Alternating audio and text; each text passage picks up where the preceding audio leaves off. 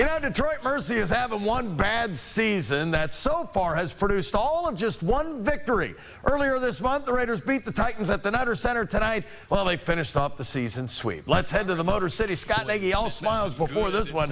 Raiders on the run early. Tanner Holden going in strong, lays it in before he hits the deck.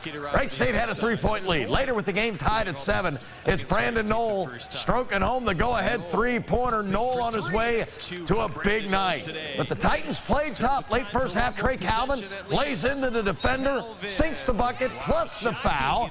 But Scott Nagy's team in a battle up just 2 at the break. Second half, Titans turn it over, and it's Tanner Holden taking it all the way back, and he'll score the bucket. Raiders actually would fall behind by 1 in this one when Trey Calvin gets the friendly bounce for 3. That put Wright State back out in front 51-49. Raiders eventually pull away. Brandon Noel gets loose. He'll score 2 of his 22 points on the night.